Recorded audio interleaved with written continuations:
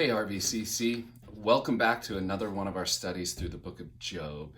And if you've been tracking with us as we're making our way through this really insightful and challenging study, you'll know that we're almost to the end, and our time that we have spent walking our way through the book of Job has been really, really good. And so as we continue with that through this study, let's just keep that in mind, recognizing how great God has been and how faithful He's been in leading us as we consider the material that's been coming up over and over and over in the book of Job.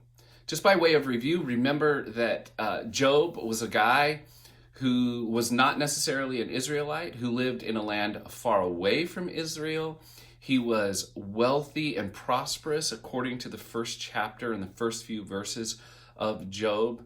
And not only was he wealthy and prosperous, but more importantly, he was faithful in terms of the relationship that he had with God.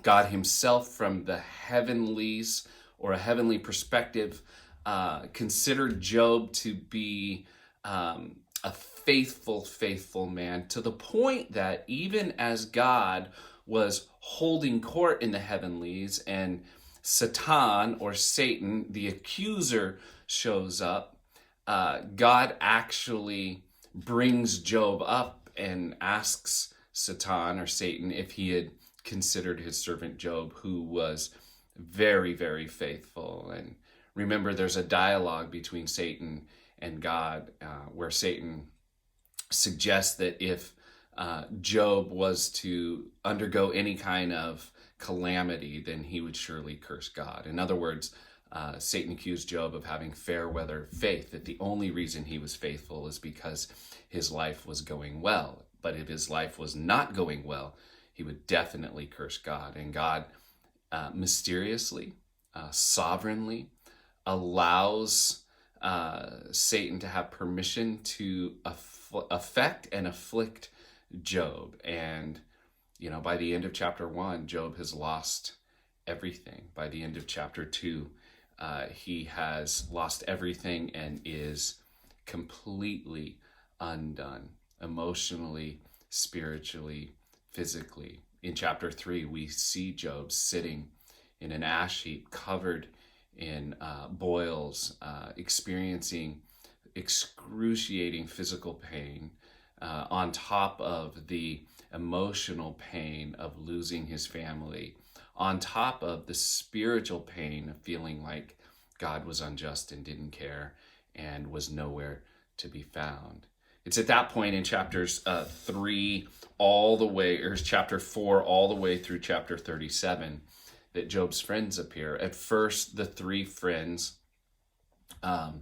show up and they enter into 3 cycles of dialogue with Job, basically communicating from their narrow and simple perspective, theological idea that God owed good people good things. If you did good, you got good from God. If you did bad, you got bad. And they were trying to convince Job that all the calamity that was coming upon him was as a result of some sort of secret sin that he had done. All the while, Job maintains his innocence.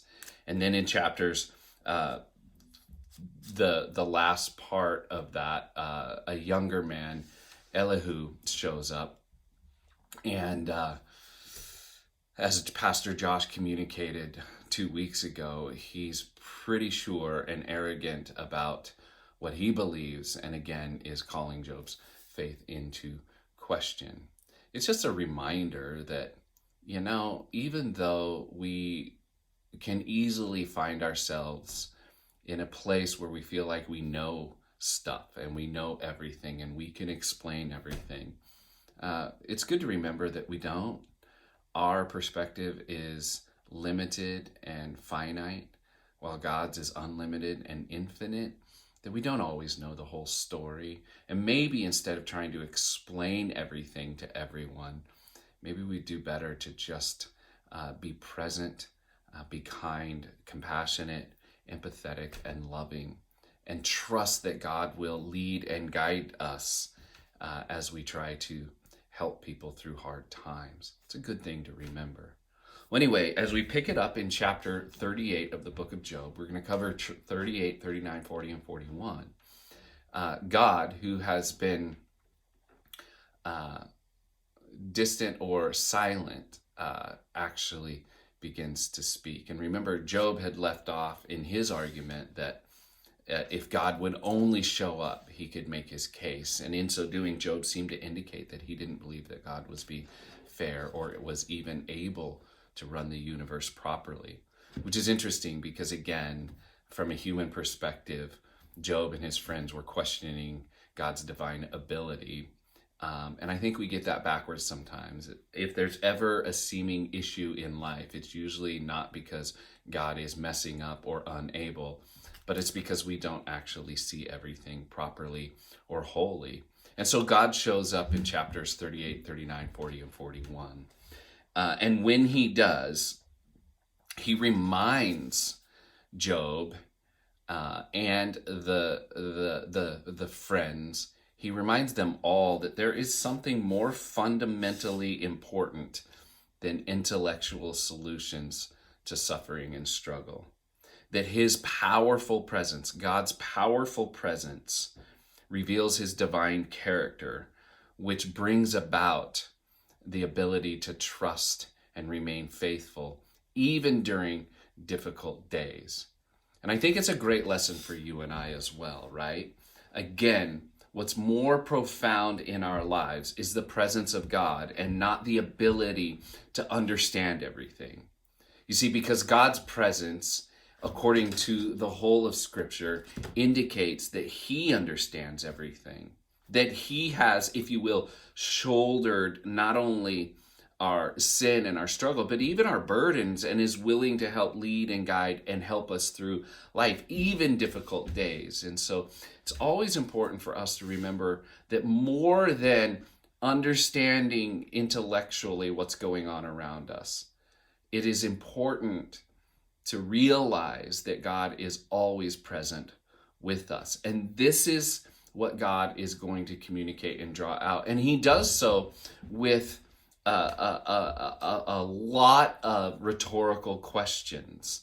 There's over 70 rhetorical questions. Have you, who can, all making the point that he is present and he is powerfully present, authoritatively aware, and over all. It's in response, remember, to Job's indication that he didn't think God was there, or even if he was there, he wasn't doing a good job. And so God comes on the scene in chapter 38, and he begins to question Job, and his questions reveal that God is actually ruling over all of creation. Job chapter 38, verse 1. Then the Lord answered Job out of the whirlwind and said, "Who is this that darkens counsel by words without knowledge? Dress for action like a man. I will question you and you make it known to me." So Job and his friends have finished their dialogue, and all of a sudden there's this whirlwind. It's a pretty dramatic scene. There's this whirlwind, and out of the whirlwind, God begins to speak, and he calls them into question. He calls Job into question, in a sense saying, "Who do you think you are? Let me ask you some questions, and you give me answers. I know that you want answers from me, but you have to remember who I am." So then God, in chapter 38, verse 4, goes into how he is ruling and authoritative over all of creation. He says this, "Where were you when I laid the foundation of the earth? Tell me, if you have understanding, who determined its measurements? Surely you know. Or who stretched the line upon it? On what were its bases sunk? Or who laid its cornerstone?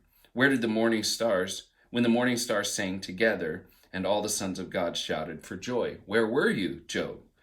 Or who shut in the sea with doors when it burst out from the womb? When I made clouds its garment, and thick darkness its swaddling band, and prescribed limits for it, and set bars and doors and said, thus far you shall come and no further, and here shall your proud waves be stayed.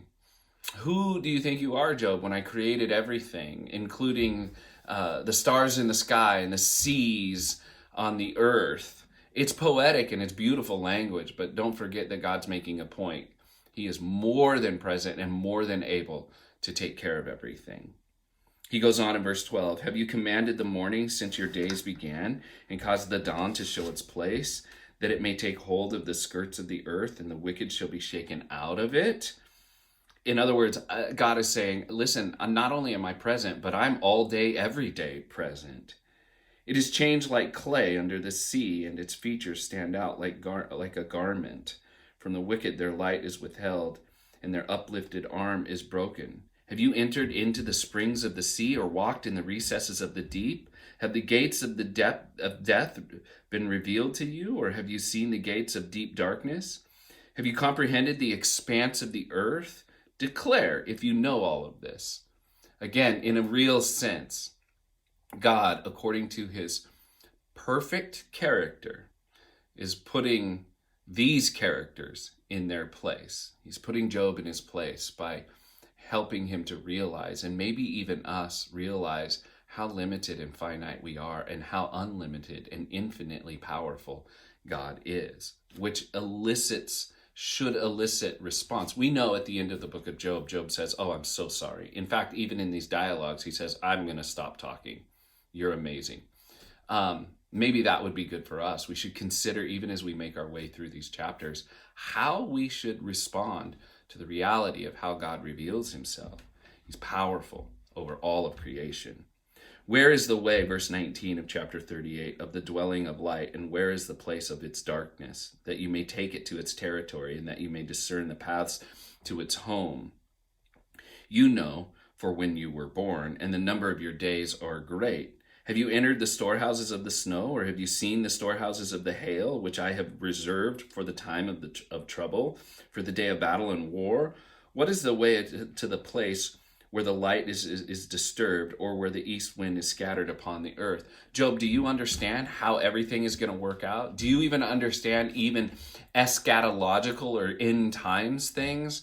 God is even saying, not only am I all day, every day here and aware, but I'm here and aware forevermore. He goes on in verse 25, who has a cleft a channel for the torrents of rain, and a way for the thunderbolt, to bring rain on land where no man is, on the desert where there is no man, to satisfy the waste and desolate land, and to make the ground sprout with grass.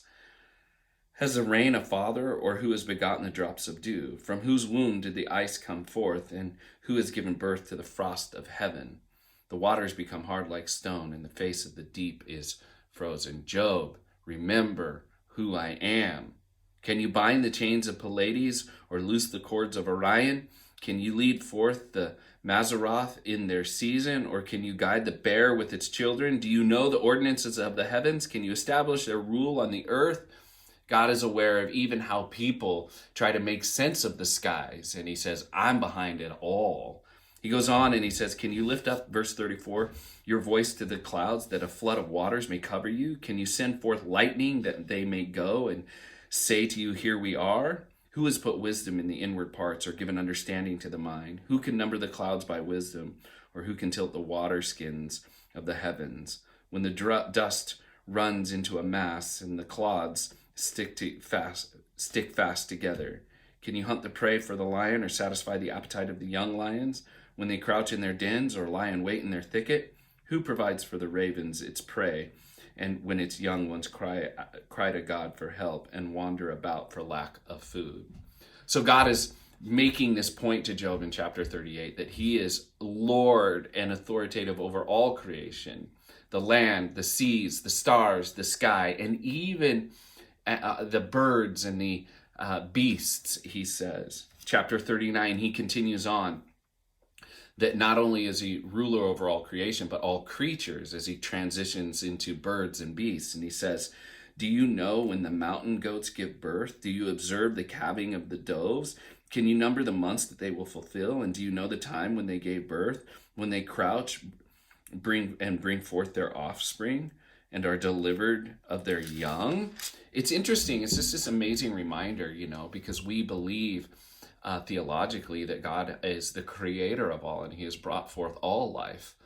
But he also is the creator of how that life goes and how it reproduces and the timings and so on and so forth.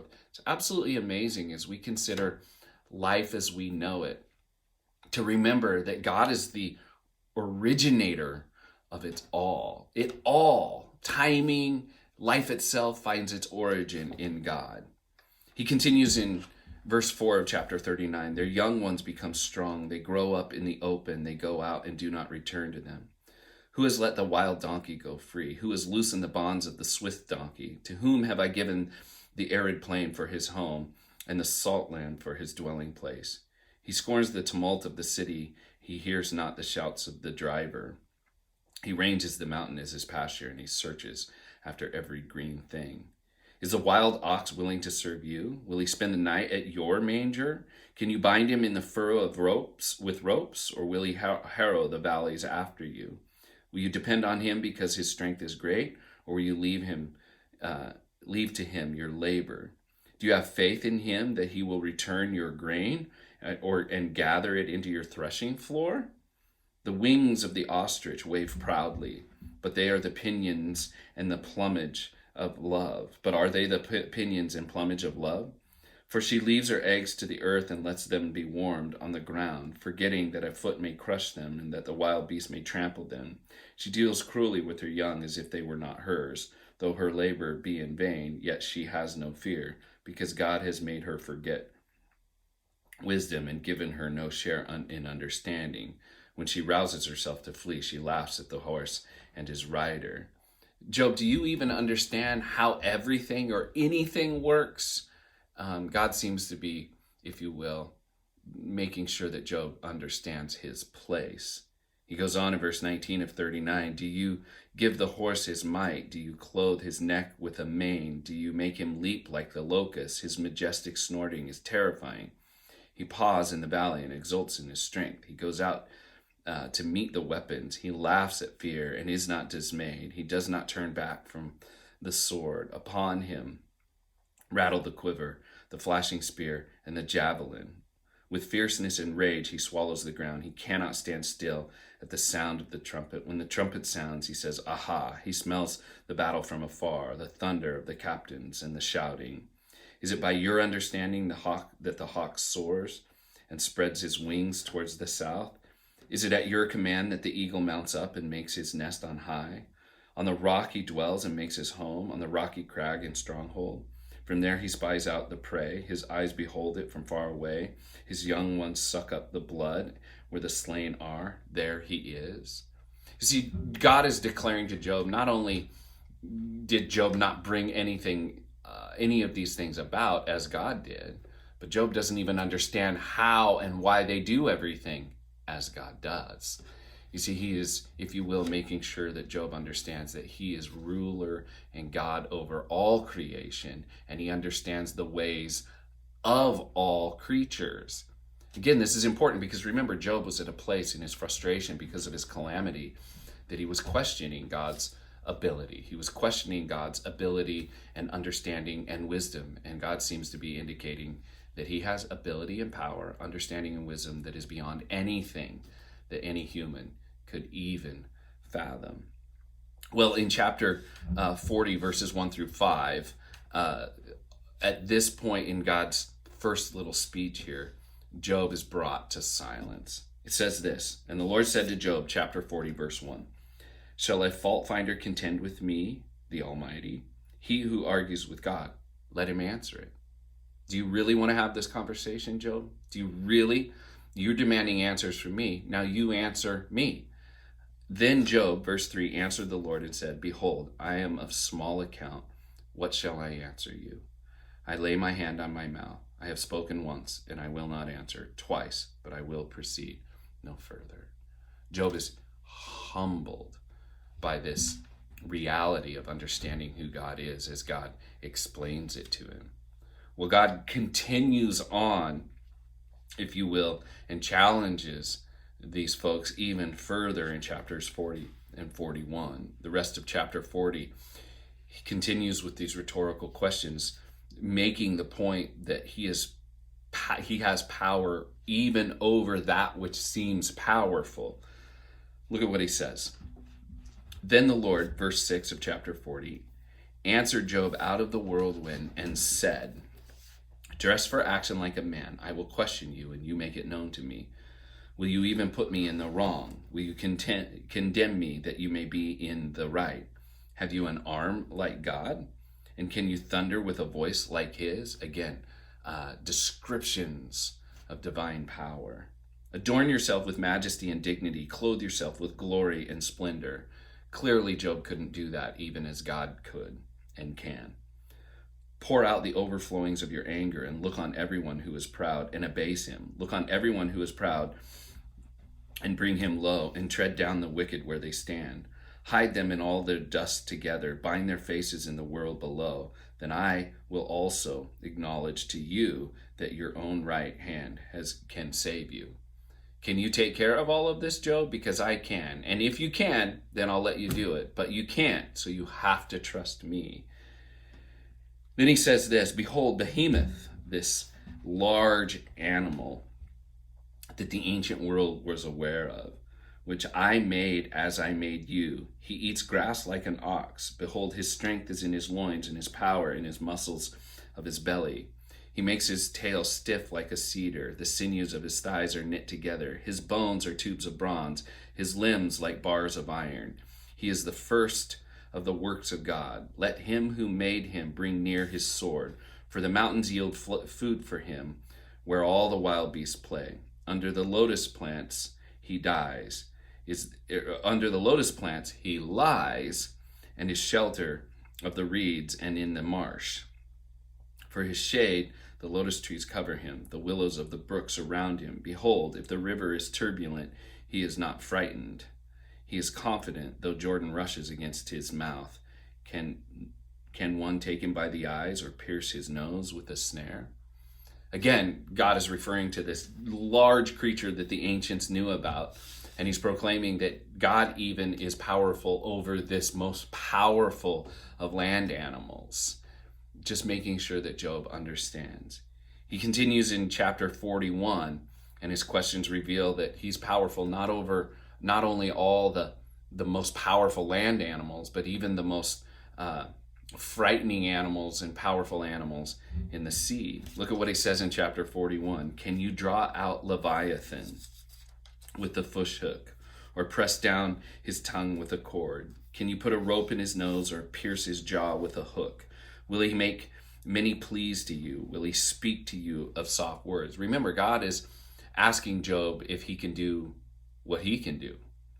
Will he make a covenant with you to take him for your servant forever? Will you play with him as with a bird, or will you put him on a leash for your young girls? Will traders bargain over him? Will they divide him up among the merchants? Can you fill his skin with harpoons, or his head with fishing spears? Lay your hands on him. Remember the battle. You will not do it again. Behold, the hope of man is false. He is laid low even at the sight of him. God seems to be indicating that even the most powerful of creatures are a reminder to humanity that though they think they know everything or even can do everything, they cannot. We cannot. It's a good reminder for us even as well. He goes on in chapter 41, verse 10, no one is so fierce that he dares to stir him up. Who then is he who can stand before me? Who has first given to me that I should repay him? Whatever is under the whole of heaven is mine. I will not keep silent concerning his limbs or his mighty strength or his goodly frame. Who can strip off his outer garments? Who could come near him with a bridle? Who can open the doors of his face? Around his teeth is terror. His back is made of rows of shields, shut up closely as with a seal. One is so near to another that no air can come between them. They are joined to one another. They clasp each other and cannot be separated. His sneezings forth light, and his eyes are like the eyelids of dawn. Out of his mouth go flaming torches, sparks of fire leap forth. Out of his nostrils comes forth smoke, and from a boiling pot, and burning rushes. His breath kindles coals, and flame comes forth from his mouth. In his neck abides strength, and terror dances before him. The folds of his flesh stick together, firmly cast on him, and immovable. His heart is as hard as a stone, hard as a lower millstone. When he raises himself up, the mighty are afraid. At the crashings, they are beside themselves. Though the world reaches him, it does not avail, nor the spear, the dart, or the javelin. He counts iron as straw and bronze as rotten wood. The arrow cannot make him flee. For him, sling stones are turned to stubble. Clubs are counted as stubble. He laughs at the rattle of javelins. His underparts are like sharp potsherds. He spreads himself like a threshing sledge on the mire. He makes the deep boil like a pot. He makes the sea like a pot of ointment. Behind him he leaves a shining wake. One would think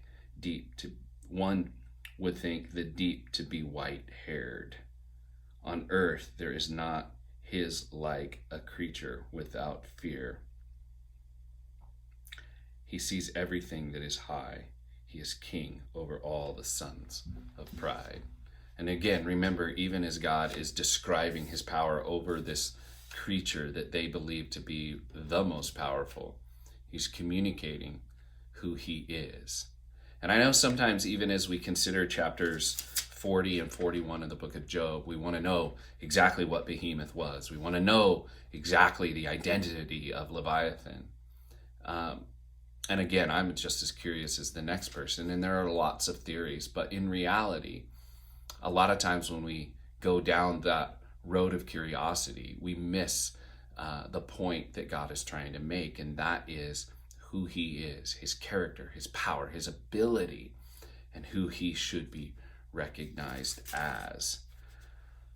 I know that this is an interesting time, it's an interesting chapter, or a few chapters or section, but don't forget what God is doing. He's responding to Job, and all who were listening, and all who would read and hear.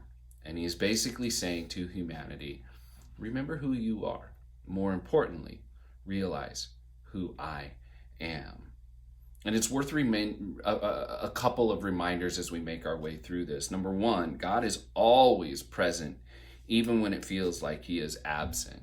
See, God comes on the scene, and when he begins to speak, he speaks as one who has or is or was aware of everything that had been said, all of the dialogue and the debates that were going on. And God comes on the scene present, and he communicates in such a way that everybody would recognize that he was always present. Most importantly, Job, who had felt like God had disappeared and left him alone, God comes on the scene and makes it very clear that he was present the whole time and always is present. And so what that reminds us is, even when it feels like we might be alone or God is far off and away, he's not. He's aware, he's there, and he's powerfully there and aware and able to work and has wisdom beyond wisdom, so he's able to know exactly what to do. And what that reminds us is we can be faithful. We can just be faithful. We can trust him. We can lean to him. We can look to him. We can really, as we talk about all the time, trust in the Lord with all of our hearts. Lean not on our own understanding, but in all of our ways acknowledge him, and he'll make our paths straight, according to Proverbs Chapter 3, verses 5 and 6. A verse we quote all the time, but it's worth quoting all the time because it's so good, even as we see in the book of Job, that God's always there, always aware presence is worth trusting in. Another thing that these chapters remind us of is that God has power over all things, even over the things that we seem to believe or think are the most powerful things. First and foremost might even be not just creatures and big beasts, but even us and our big ideas. God is powerful. And when God goes through these chapters and reminds Job through these rhetorical questions of who God is, Job has to realize who Job is not. And so that's a good reminder for you and I. We're not all powerful. We can't do, I mean, I don't know about you, but I mean, I feel like I can make myself breathe, but I just do it. And sometimes I forget that the reality of doing it is a gift from God, and it is according to his powerful, creative, and sustaining ability. God has power over all things, even over the things that seem like they're the most powerful. So it's a reminder for us to be humble. It's a reminder for us to be humble. In light of who God is, we realize who we are not, and we bow down in reverence and worship and honor. And maybe that's what humble means. You know, sometimes we throw this word out like we need to be more humble. And so we kind of try to figure that out. But humility is really a life lived in total recognition, submission, and cooperation with who God Almighty is. And I think that's humble living. And so may we, even as a result of reading these chapters, be reminded to be humble, to live our lives in total recognition, submission, and cooperation with Almighty God, knowing that he's all powerful and he's always around and he knows everything. That's the great thing. It's interesting that the book of Job, in these chapters, as God comes on and he communicates that he is omnipresent, he is omnipotent, and he is omniscient. These characteristics of God that he reserves only for himself, that he is everywhere all the time, that he can do anything at any time, and that he knows everything all of the time. This is God. And so we should be more faithful. We should be more humble. The last thing I thought was worth bringing out is that these chapters remind us that God is always gracious, even when it seems like we don't deserve it. I don't know about you, but as you go through and read Job and you look at all of the dialogues and you see all of these humans pontificating and talking about all that they know, I don't know about you, but I grew impatient. I'm like, just come on, Lord, we know. And sometimes I have to remember, wait, that's just like me. And I have to realize that even the way I live my life, imperfect as it is a testimony of God's grace. And he is gracious and patient with us at all times, even when it seems like we don't deserve it. And I don't know about you, but that's my struggle, man. Sometimes I look and I think, I cannot believe I did that. I do not deserve this life. And yet God is overly gracious with it. All of these folks, I don't know, man, they said things and did things that seem like they deserve more of God's justice and wrath than his gracious patience, and yet he was patient. And even though he shows up and he begins to very clearly communicate who he is, he's gracious in doing so, because his plan, as we shall see next week, is restoration and reconciliation. Because if you will, if we think about it, isn't that what God's omnipotence, omniscience, and omnipresence is all about? He is all of those things for the purpose of bringing about restoration and reconciliation, restoration, that we can trust, that we can be faithful to, trust in, humble before, and grateful for a God who is always there everywhere, knows everything without fail, and can do whatever needs to be done about every situation and circumstance. We can grow, we can have great confidence in that, because we know that God is all of those things to bring about restoration, not only in the lives of people, but reconciliation in their relationship with him, and then ultimately the restoration of all things to the way he designed them to be. May we be a people who walk humbly, are always grateful, and never forget to be faithful to a God who is greater than the greatest things that we could ever imagine. Amen.